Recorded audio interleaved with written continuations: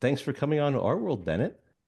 Thank you, Andrew. You have pretty profound thoughts about AI and art and the slippage in between those two terms. And I thought that it might be useful to start by using your own art as a kind of a way into the conversation. And you recently had a show at Gagosian in Paris that featured your unnerving images of ghostly figures that harken back to the early era of photography. And I think it's an important historical link, and you emphasize that by creating your images and realizing them physically as these pigment and gelatin silver prints, which is again also a very historic photographic kind of format. And people often compare the advent of AI to the invention of photography and its impact on the art of its time. And I wonder how how good an analogy do you think it is to create between AI and photography as a disruptive technology? And where do you think that analogy where does it fall short? Hmm. Um, well, I mean, that's sort of a big question and one that I'm not really qualified to answer, I don't think.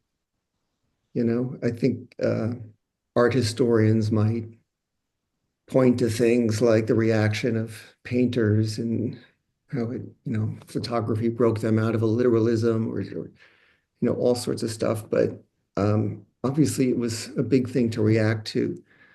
But I'm a little wary of these really big questions. I'm not belittling the question at all. It's just for me, it's just hard to relate to such a big. It's just hard to relate to such a big question, and I come at it from such a I don't know, personal and maybe small, one-on-one type of subjective experience. I don't know what it's so new. I don't know how things are going to affect things and what uh, I'm just sort of taking it one moment at a time, Andrew. Well, you're definitely in it because you are an artist who is working. I mean, you come from a film background, so you have a mastery of the techniques of film, a mastery of the techniques of photography, and I feel like looking back on that kind of advent of photography moment in art history is Mhm. productive because there's a simplistic way of looking at it where you say, okay, this new technology came along, it kind of outmoded the traditional, you know, painter function of depicting reality, on a two-dimensional kind of like support, and so all the painters had to figure out what to do that was not photography, that photography couldn't do. But actually, I remember when we were talking earlier, you brought up the fact that there were painters who were kind of in between, like the way that Degas would use photography extensively, actually, harnessing that technology in ways of making his painting more realistic and capturing the movement of horses. And I wonder if you think about that kind of hybridity in between traditional art and kind of new technological tools that you can use when you're making your work. Gosh, I mean, I have the same response, and that is, I just I can't talk for other people. Uh, I don't know, man. I really don't know. I don't have answers to questions like that. Let's see. I mean, maybe if we can go dive into something a little bit more specific. Um, your Gagosian show was filled with these, really kind of riveting images, always in a kind of a sepia tone. They're a little bit of grainy. They have this like this older kind of look and feel to them. That is historical. Mhm. Can you talk a little bit about as your shows have kind of like um, proceeded through time? You've had these three shows at Gagosian. You've been working with these tools. Um, how has the kind of thing that you're trying to explore and experiment with in your photography changed? In your work changed? Right. I think maybe I should just back up a little bit and say, just speaking from myself and my peculiar experience, uh, I was given access to DALL-E 2, which what would become the first publicly available, text to image generator, sometime before the public would ever get to see it and play with it. And I just found it,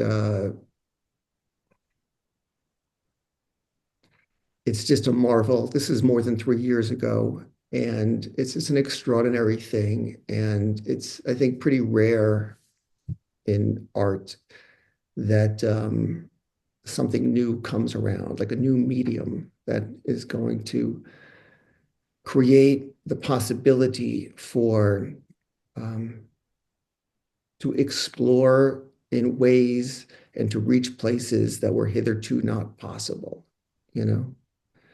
So we spoke, I think last week or something like that briefly, and we talked about things like, the novel as an invention that could do things that were not possible before that invention, this exploration of interiority that the novel can do. And I think this is, um, I'm pretty certain that this is, um, a new medium which brings similar kinds of potentialities. And for me personally, I'm drawn into it because immediately there is a utility for me, that there was something that I immediately wanted to pursue um, with trying not to think about it too deeply, but just to be amazed at how this tool could actually engage with um, just an unfathomable amount of images out there. Uh, the images out there, meaning stuff that has been recorded or digitized, that interest me are, really from the world of anonymous, past, forgotten imagery, stuff that you might find at a flea market or in a shoebox, someplace like that. And I think I went pretty far down the road, certainly before there was a lot of awareness that this tool even existed and before the questions that you're asking came up. But I don't think of myself as having mastery over any medium, film or photography. Yes, I have done my 10,000 hours and everything like that.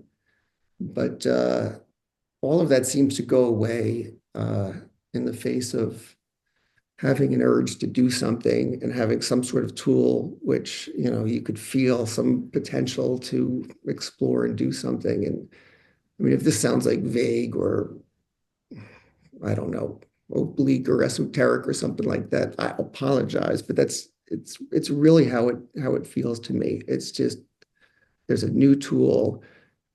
It's an unknown thing. It's unexplored, and the areas that you can explore were hitherto dark. And it just makes a lot of intuitive sense to me. Intellectually, I kind of, I tense up a little bit when I'm asked too much about it.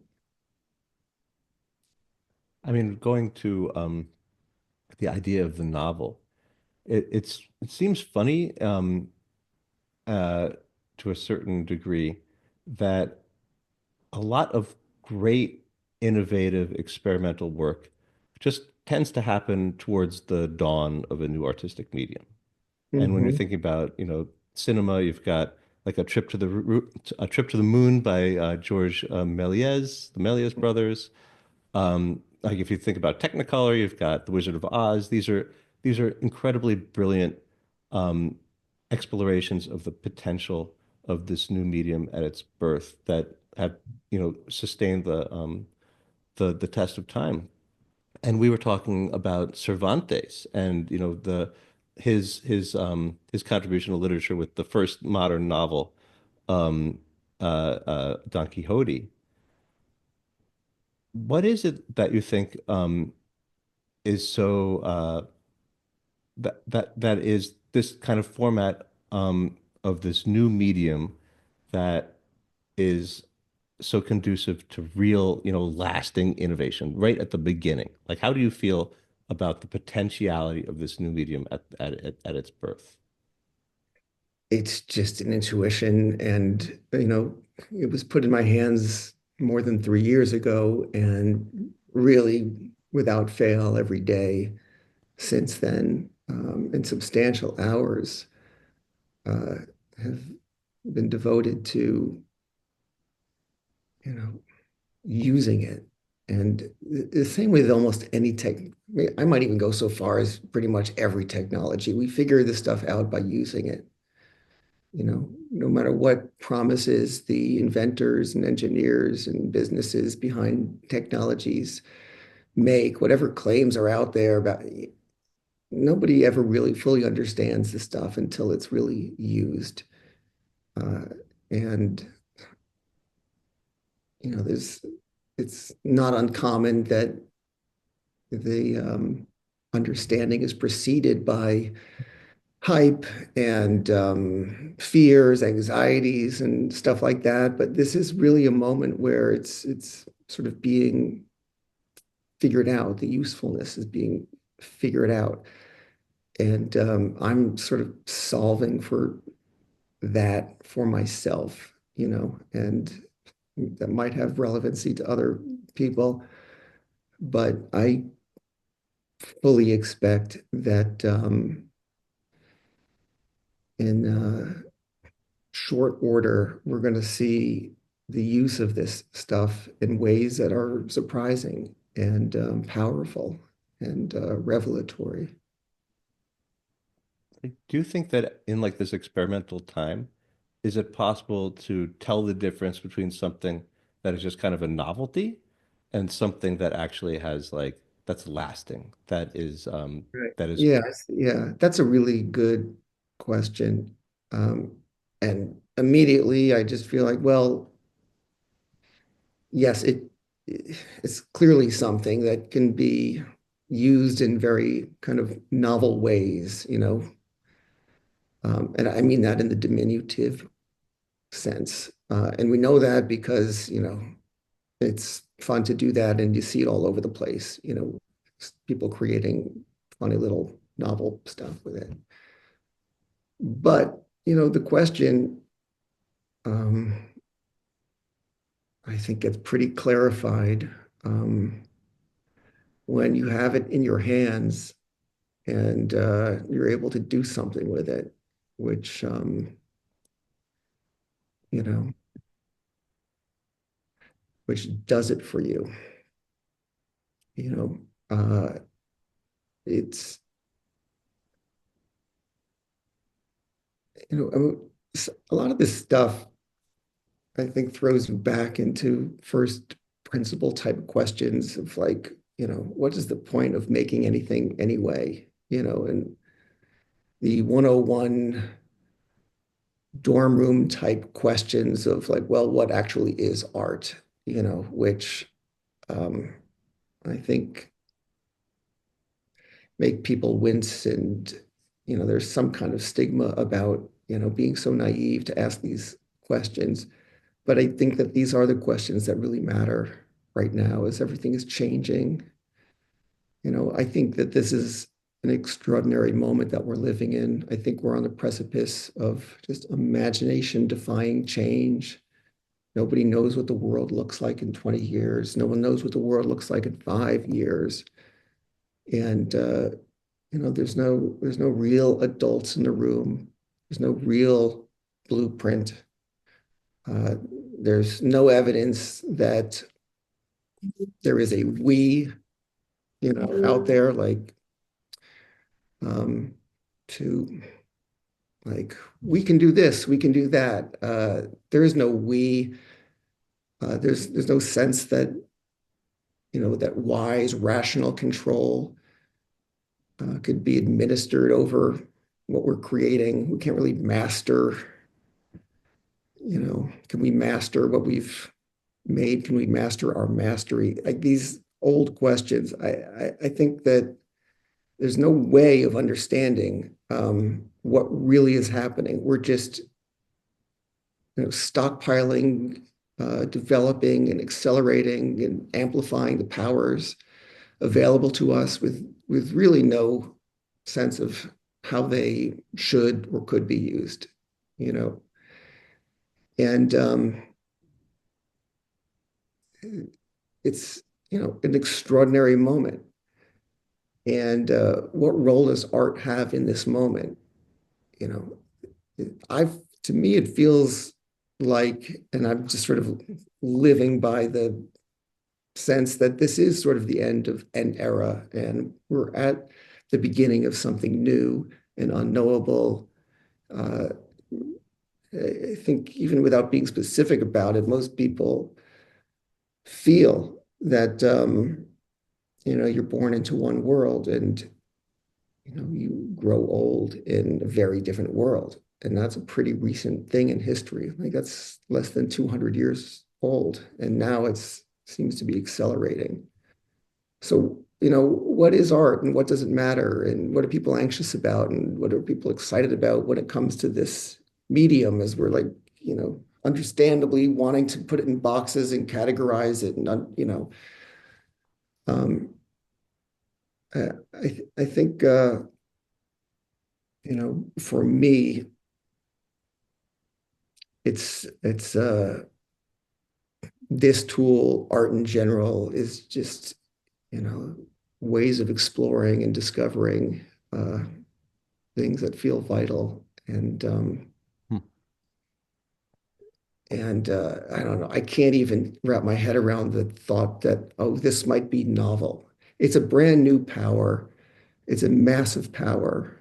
It's the elasticity and plasticity of the power itself is, you know, seems endless. And the notion that creative people cannot figure out a way to use this in meaningful ways is an absurdity.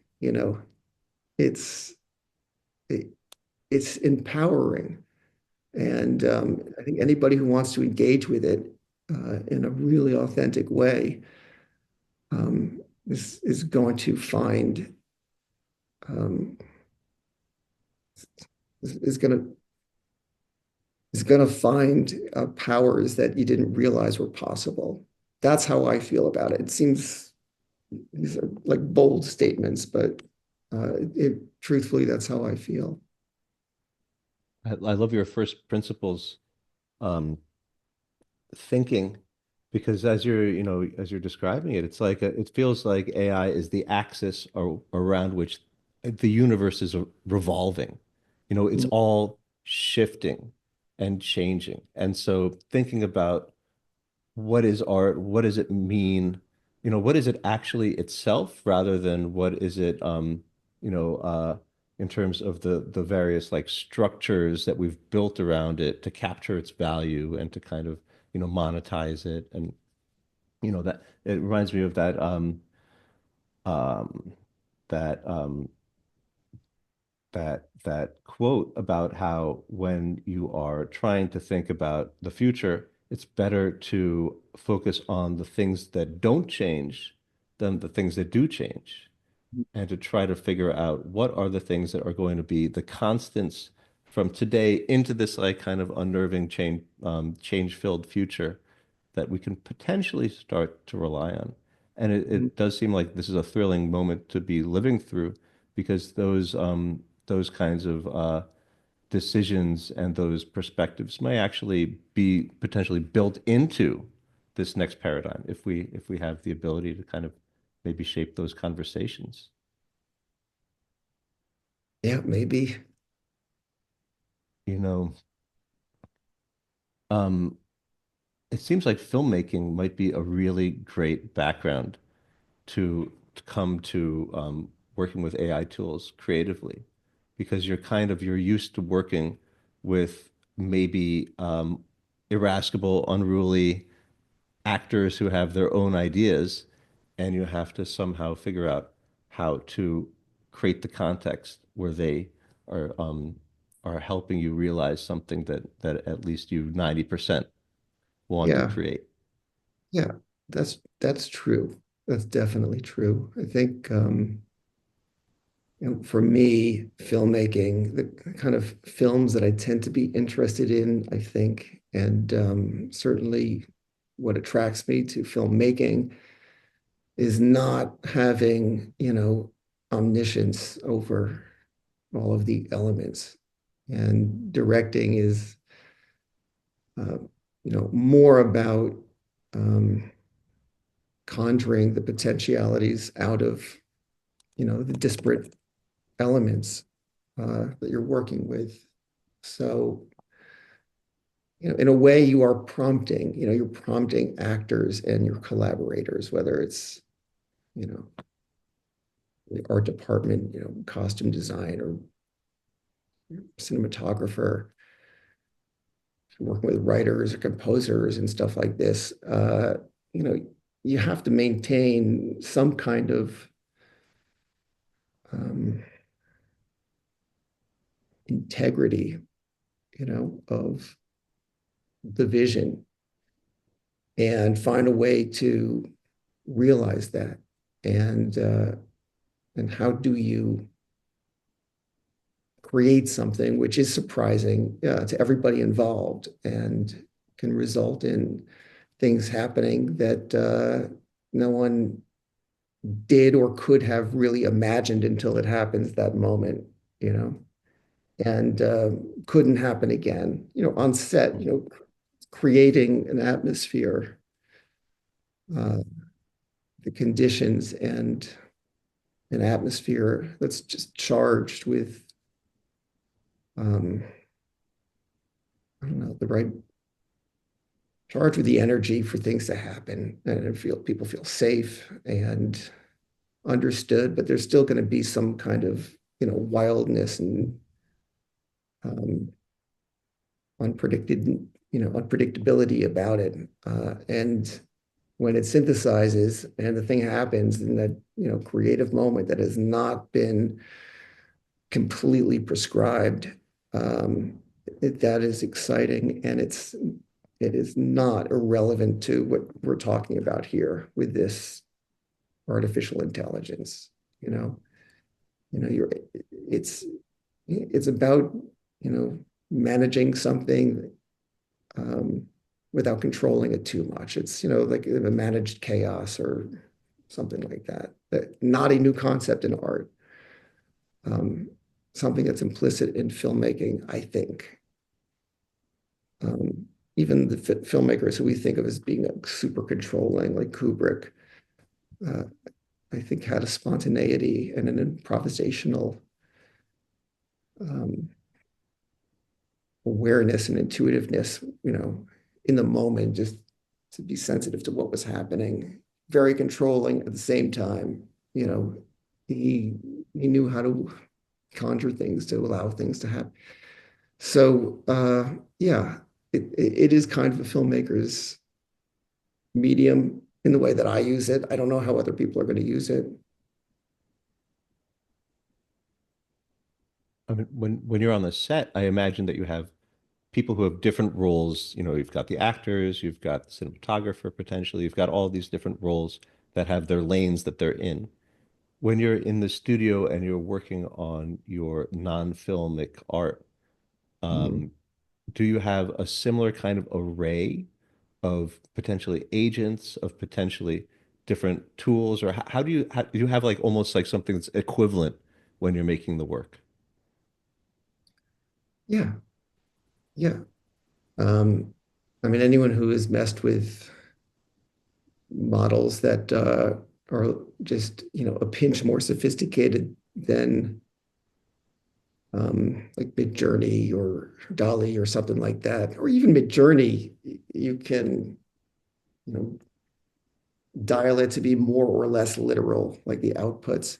I use the main technology that I use, like my foundation technology, is called Invoke, and it won't take you long if you hook yourself up to it to see that there's no aspect of the creation that that you can't bend in one way or another completely, and you can. I mean, I get tired when I think about trying to explain it. I just want people to try it, just use it and understand these things. But it, it sometimes I liken it to being in a mixing studio where you can fill all of your tracks with um, anything you want. And in some cases, what you have is, I don't know, it's gonna, I don't like reaching for these metaphors, but you can bend the images and influence things in myriad ways. I can load things up and condition and train my little model with what's called LoRa's, or even just individual images, even something that I draw. I can maybe draw like 10 things and put them in a thing, train it to learn something about what I've created here. And I can, bend the whole image in this direction, that, with a million little tweaks along the way.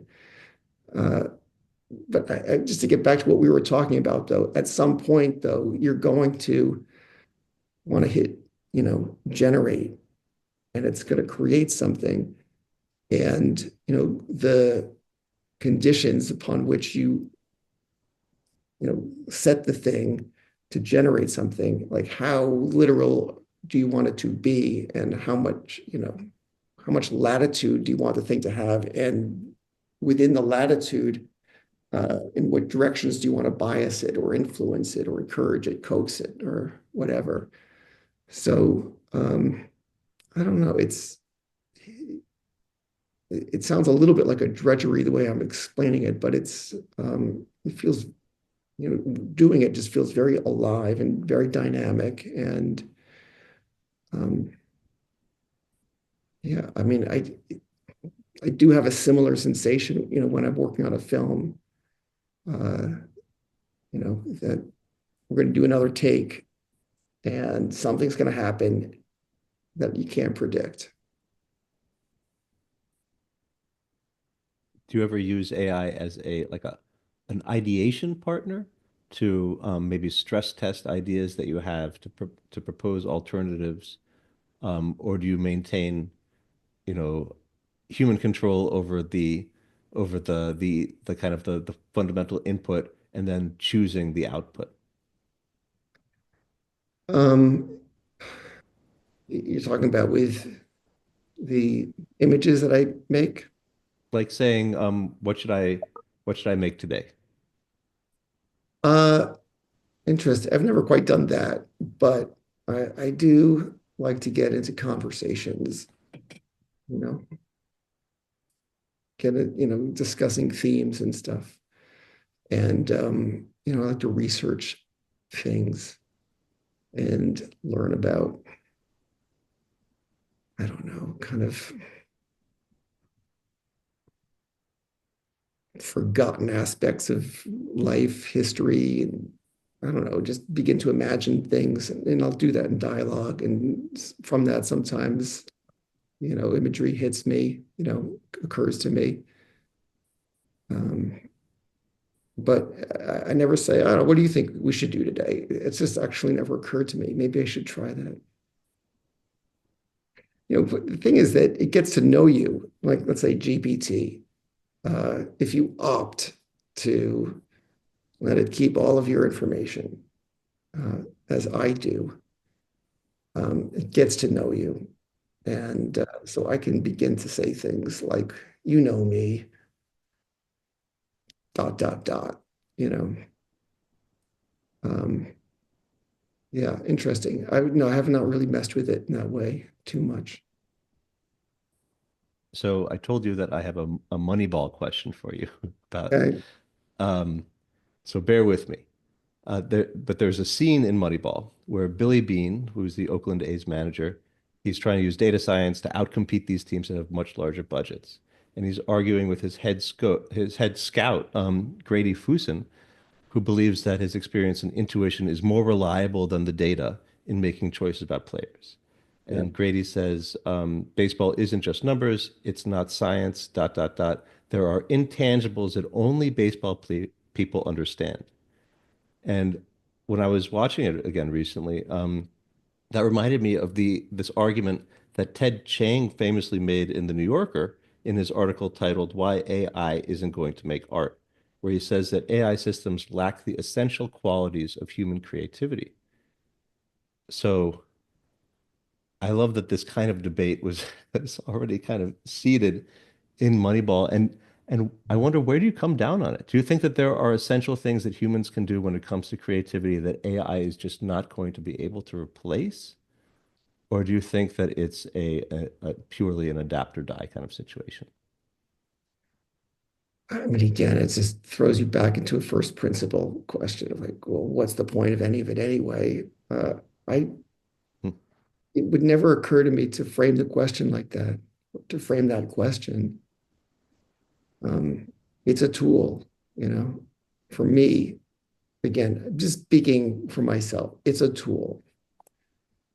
Um, and it's a powerful one, and it's empowering, and it's exciting. And again, the notion that, okay, here's a brand new tool, it could do things that you couldn't do before.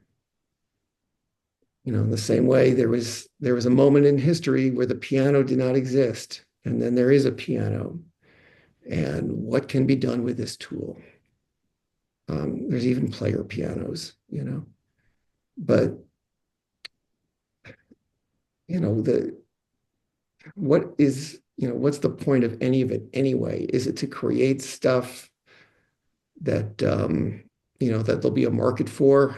You know, is your aim to sort of program, let's say, an AI to generate outputs that can compete in a market, you know, and possibly, you know, replace humans?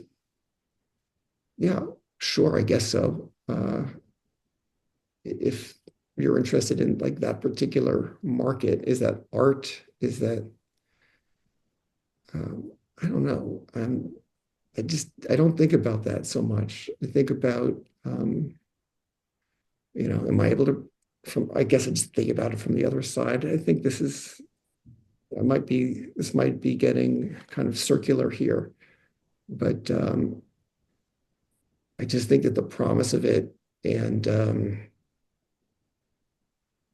as a tool for artists is it's so profound, it's so powerful that to jump to some kind of like position about is it going to replace art? I can't even make sense of that question, to be honest with you. I just can't.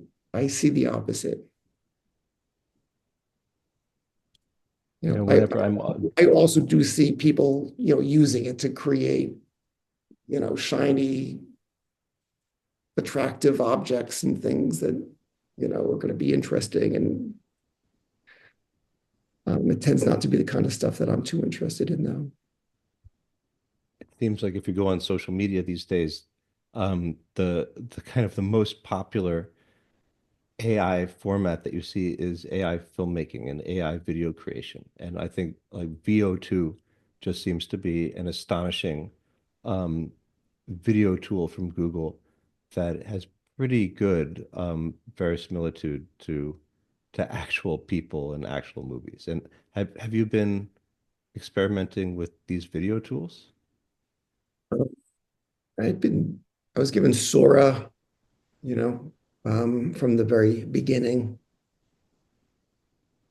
And I find it a lot of fun. I don't find it is personally, I have been obsessed with the still image, and not just the still image, the square still image. And that still feels infinite to me. And for whatever reason, I feel compelled by that. Uh, for me, it's important to have limitations, and parameters around, what I'm doing and even some rules around it. Um, as far as like filmmaking stuff, I'm not like attracted to it in a way uh, that I would look to the AI to do things more simply or efficiently that, we're already doing, you know. By the way, that's how I feel about it, you know, making visual art. It's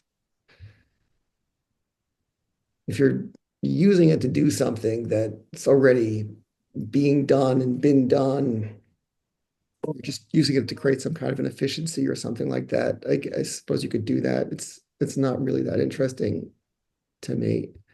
What's going to happen with film? I don't know.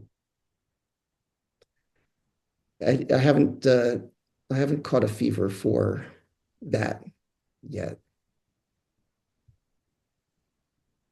I was reading an article where you were saying that you're working on a new film that has some kind of AI tie-in. Mhm. And I think there's been a lot of reporting about this fascinating documentary that you were working on, um, before the release of Chat GPT, um, way back, a decade ago, where you were creating a documentary about, the kind of development of AI and, talking to all of the innovators, technologists, scientists, artists, creatives who are thinking about it. Um, and that has fairly famously been put on ice for what seemed to be for legal reasons attached to it.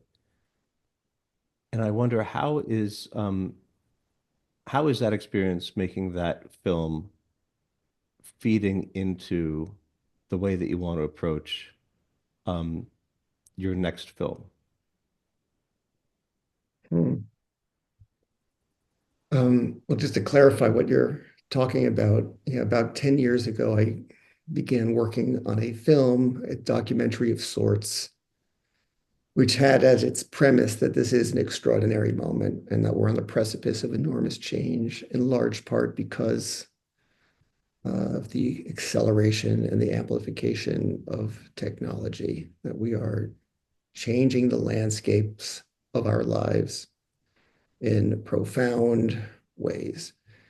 And I thought it was a good opportunity, to hit pause, slow things down, and just walk around it all and ask questions of a variety of types of people, you know.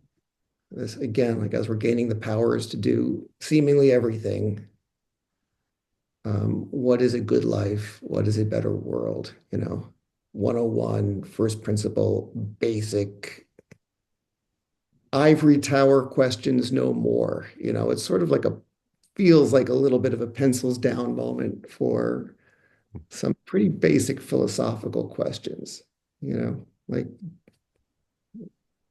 what is a good life? What is a better world?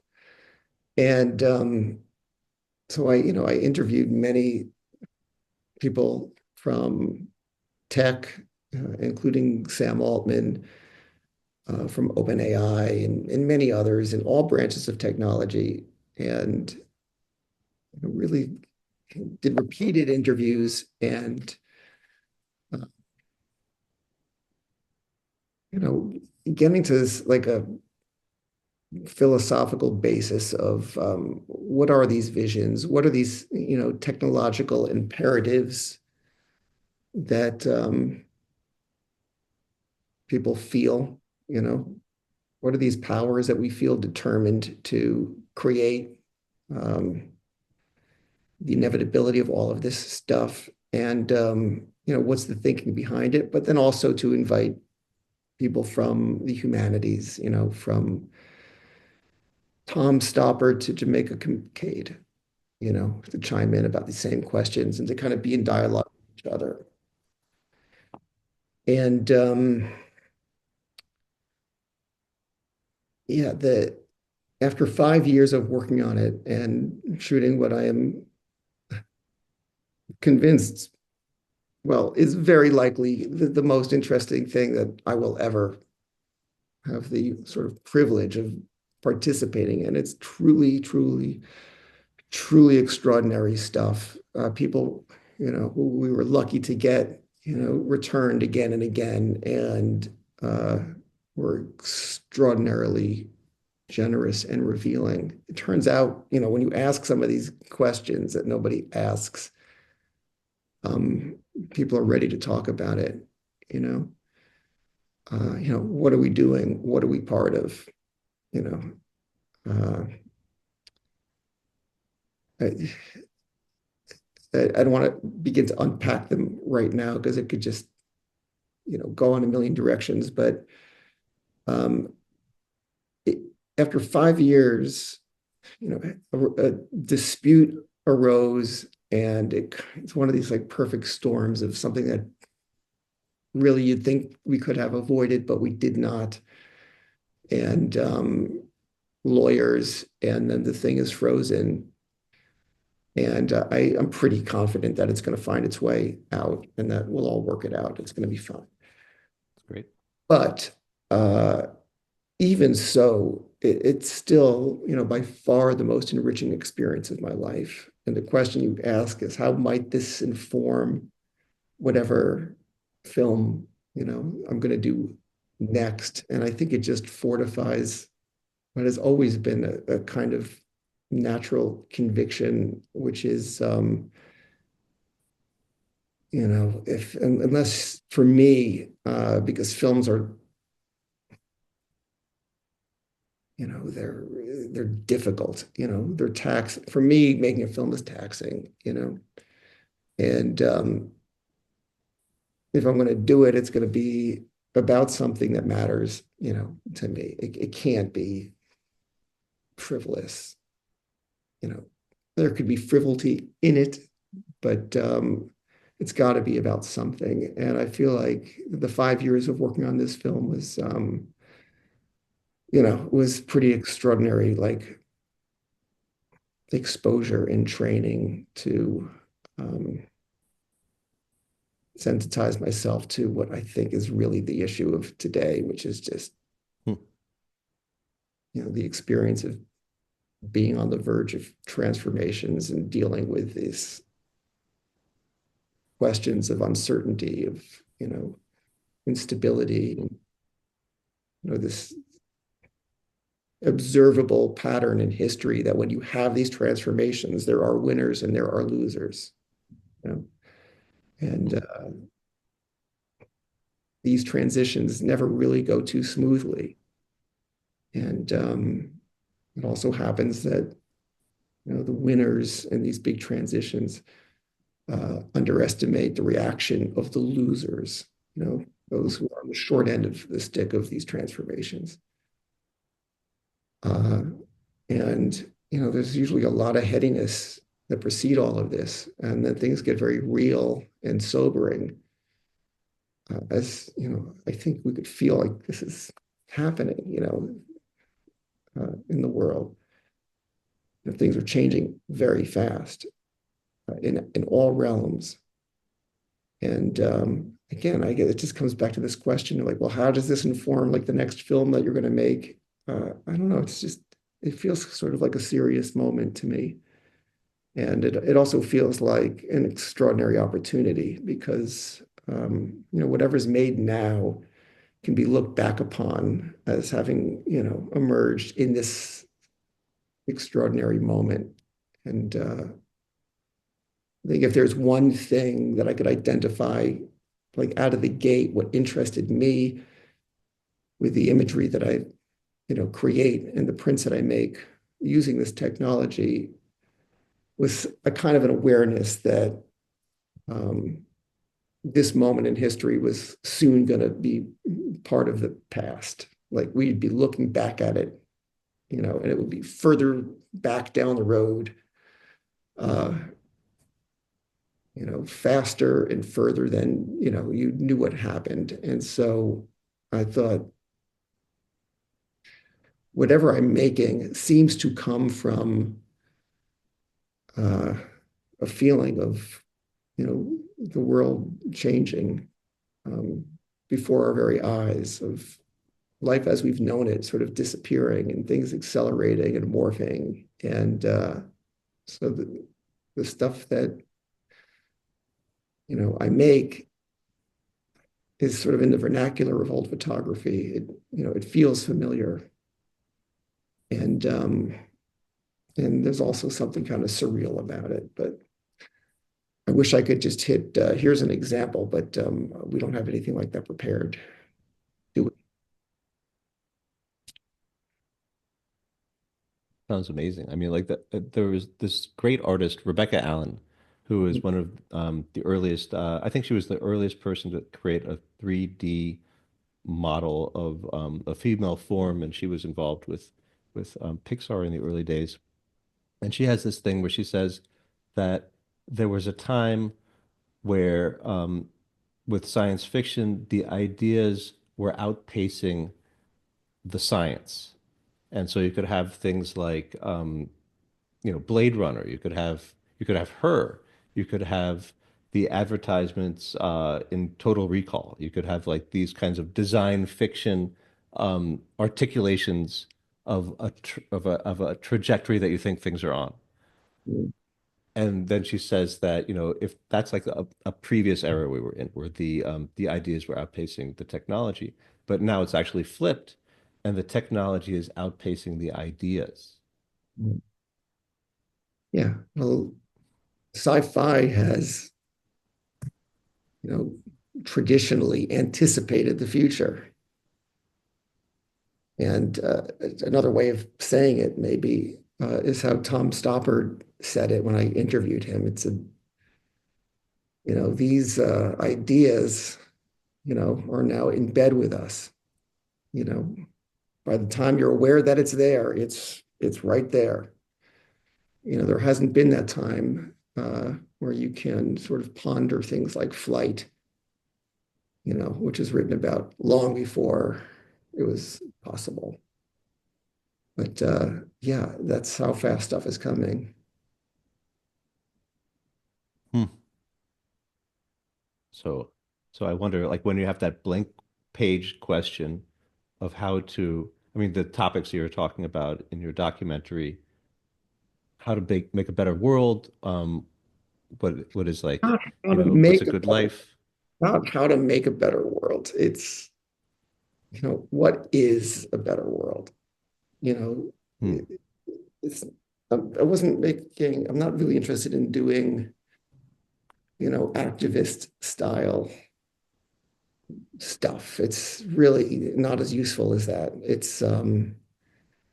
There is a place though to really just make the space, not as an engineer or a doer or, moving boulders, but just create the space to, really live with the questions and ponder, what are we doing? And um, so anyway, I had to stop you. I apologize, but that's a distinction that,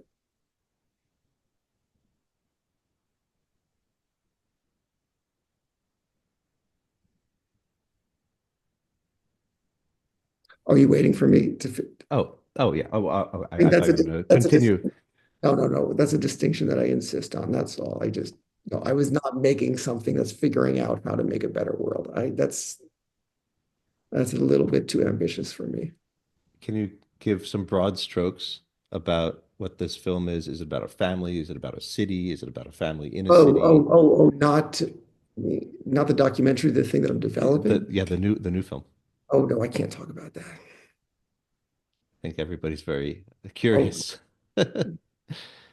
Sounds it sounds kind of incredible. well, we'll see what it is. We'll see. Don't just forget that Andrew said anything, everybody, please. So so going back to kind of your pictorial image-based gallery art, or however you might think about it. Um, you have a fairly very well developed style that you've created that is, I think it has the hallmarks of what what people like about art, which is that it's recognizable across a room, its signature. It has a kind of incredible auratic kind of heft to it. Mm. And I wonder, how are you thinking about um, messing around with that? Do you think of this body of work that you're putting out these days, or that you've been working on at least in the past, as being, is it kind of a trajectory that you see yourself on, or do you see it as kind of a finite series that there might be additional kinds of series, to follow? Um, I don't know. I just, wake up in the morning and just delve into stuff before I really know what I'm doing. And I don't know, somehow it does feel like there is a cohesiveness to it, you know. Even if I do something which is a little bit disparate in form, and what I've shown is not, what I've shown is really from a body of work that I've done, and it does these pieces do share the kind of I don't know, aesthetic consistency of sorts. There's other stuff which is sort of belongs to kind of a different world, but it still feels, even though they're not old photographs, it feels related. Uh, I don't know. I feel like you're asking me a lot of questions that I'm like struggling with because they're sort of asked from the outside, you know. I find it very difficult to work from like a super ego perspective, like looking down on myself and what I'm doing. Uh, it's just much more fulfilling to be in some sort of a flow state about things and to, lose yourself Mm. and um, just lose sense of time and kind of abandon a certain number of controls that maybe your left brain is accustomed to having. Okay. I'm going to venture one more question before letting the audience take a crack at it. Okay. Um, one thing when I look at your photographs is it reminds me a little bit of spirit photography or ghost photography from the 19th century, where you were using the latest kinds of tools to create the feeling that you were capturing an actual like ectoplasmic form Yeah. on the camera. And that also reminded me a little bit because there's this very distinct haunting feeling in your Mm. artworks. And it also reminds me a little bit of in Severance when they're in their severed state and they're working on their computers trying to put these like clusters of numbers together. The thing that they're looking for is something that scares them, and Right. that's their signal that they're on the right track. Mhm. Uh, I wonder, are you scared by the art that you're making? Is there a ghost in there? Is there something that is frightening to you about the work you're making? No, I no. Um, but I feel it definitely like touches me, and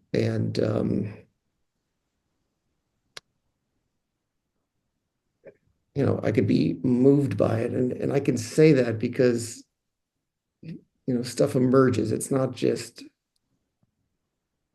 um, yeah, I don't know. I really don't have the right words for this, but what manifests from this stuff, at least the way that I work with it and the way that I direct it, and what's like summoned, uh, if you want to call it information, the information that results in these qualities that are really evocative and moving, especially when applied to a figure, a face, and when you can see something, uh, even if it's just a glimpse into something of a life that is now gone and beyond the reach of memory and, part of the deep past, if it feels haunting like that, like a ghost or something like that, that it's not a complete fiction, that this, the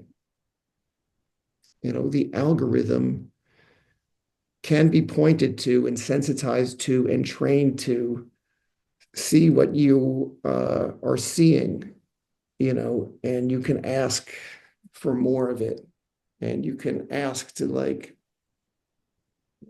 take the thing that it's come to understand. Let's say it's a kind of a quality about uh, a person's expressiveness, and you can move it into different areas and that might delve into, forgotten archives. And it's producing something. If it's a hallucination, it's a hallucination from actual imagery, you know.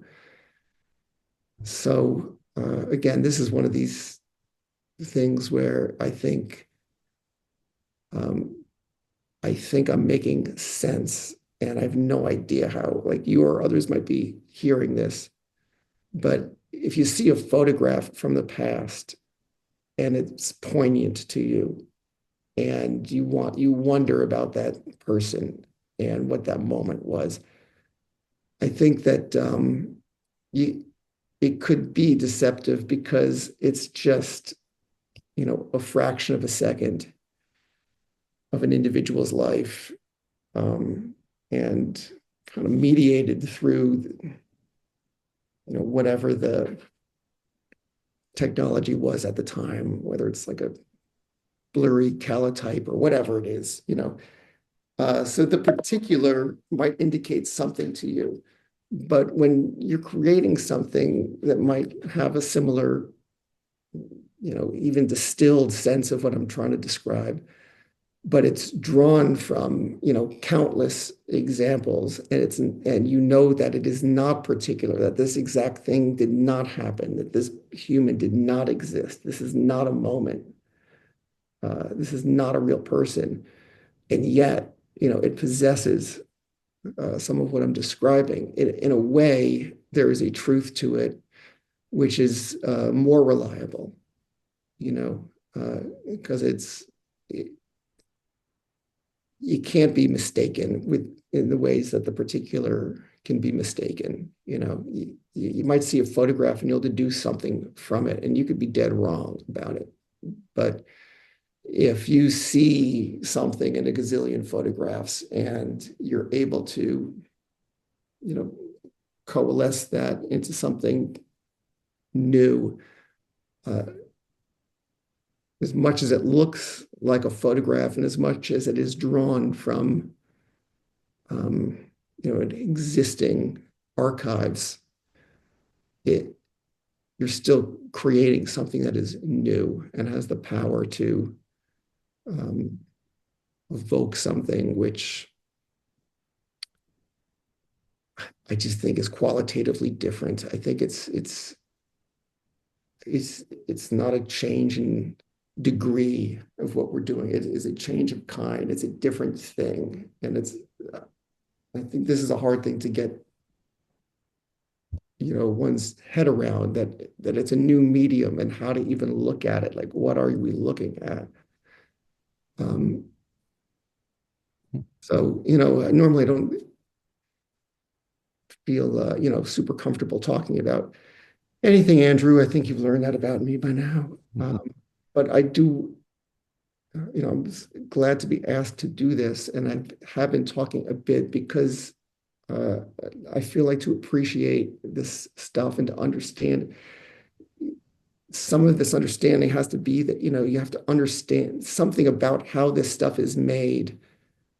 I think is necessary if it's to be appreciated to the extent that it can be appreciated. Whatever there is to be appreciated, really considering how it manifested is it matters, you know.